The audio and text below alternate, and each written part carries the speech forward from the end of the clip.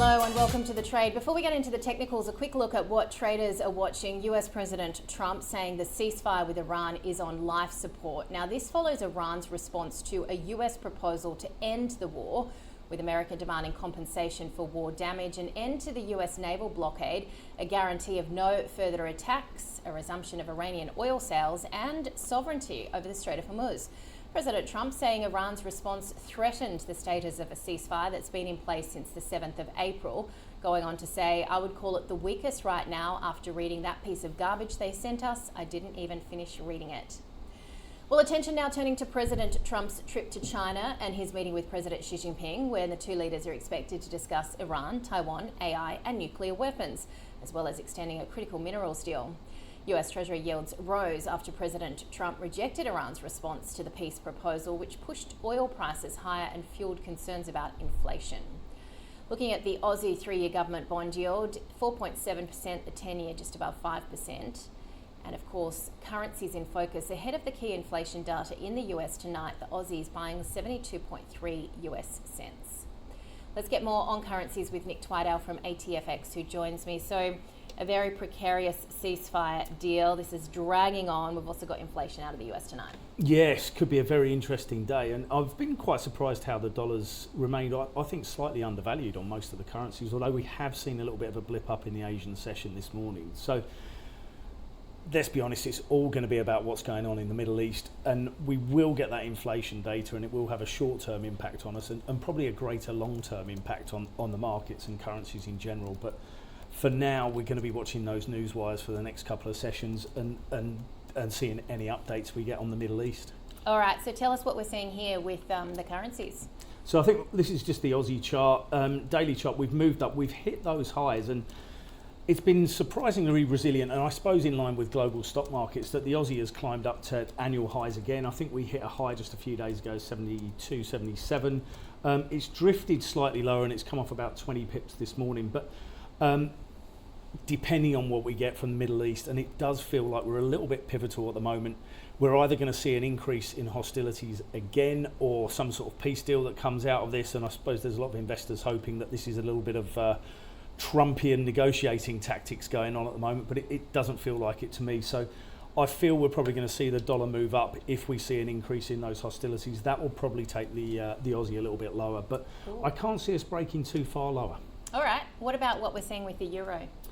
Euro, we're in a similar situation. We've hit some recent highs, but I think the euro's probably a little bit more susceptible to some of the influence that we're getting from geopolitics in the Middle East. So I think if we do see a hit, and you can see here from the chart, that 118 level on the top side is fairly critical, and we've banged up against it a few times. So tonight's CPI data could be quite crucial for the euro. If we see a weaker print, which I think most of the market's leaning towards a stronger, stickier data print, that weaker surprise side could see us jerk fairly swiftly up to the 119, 120 levels. But to me, I'm still favouring the dollar over the medium term. All right, you seem to be favouring the dollar with everything. The Japanese yen, I mean, there's been a bit of intervention here. What are we seeing? Well, that's the one that it's a little bit difficult to favour the dollar because we've seen so much. We know we've seen $35 billion coming out of the Ministry of Finance via the Bank of Japan.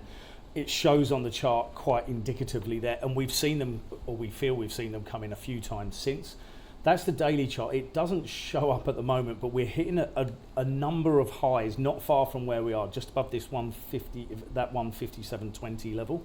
It feels like the Bank of Japan and the Ministry of Finance are telling us they're still around and they're not going anywhere. So even if we do get stronger US data or we get a stronger dollar on the back of geopolitics, you've got to be very careful with your trades because we could see them come in hard. All right, the other one we're looking at very closely is the pound. How are you going with sending money back home? I'm not enjoying it as much at the moment.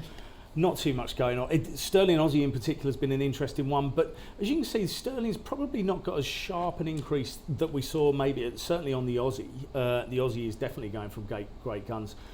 It's going to be an interesting night, I feel, for most currencies as well. Like I said, I think geopolitics will dictate. If we see a resumption of hostilities, expect the dollar to get bought and expect the pound to drop back down to that 134.20 level. We've got CPI data as well, so that will throw something in the mix. If we see kind of what would be a joint reaction between geopolitics and fundamentals later on. So we see hopefully a peace deal come in the Middle East, and we see slightly weaker CPI data. That could take cable all the way back up towards that 138 level very quickly. So it feels like today in particular, it's very pivotal both on the fundamental and the geopolitical front. So big moves in the majors. Indeed, and we touched on the CPI print. What are you expecting? How is the war in the Middle East really going to complicate things here for the Fed? Well, that year-on-year number, which I think is the one that everyone's really looking at this time, supposed to be coming out at 3.7%. I think it was last time it was around 3.3. That is sticky, and it's nowhere near where the Fed wants to see things. You've got that further complication that we're expecting to get Kevin Warsh confirmed as Fed chair or nominated as Fed chair later on. He's got a really tricky job because he's coming in on the back of, let's be honest, Trump's sponsorship to be a bit more dovish. Everything's pointing towards probably the next move, I think, being for the Fed to actually be a hike, whereas they still talked about possibly getting a cut in last time. We had 3 members dissenting on that. If we got strong job numbers last week, if we get strong inflation numbers tonight and they're backed up by PPI and then the PCE index, the Fed can't cut. And that's not going to be popular in the White House, but you would think the next move is going to be up. We'll see yields. Yields, I think, are kind of leading the way at the moment in the US. So that's why I feel the dollar's lagging a bit on the FX front, but it's going to be very, very interesting to see what happens. So a lot in the mix today. Yeah, absolutely. Nick, always appreciate it. Thank you so much. Thank you. Nick Twidale from ATFX. That does it for this edition of The Trade. Be sure to join us next time.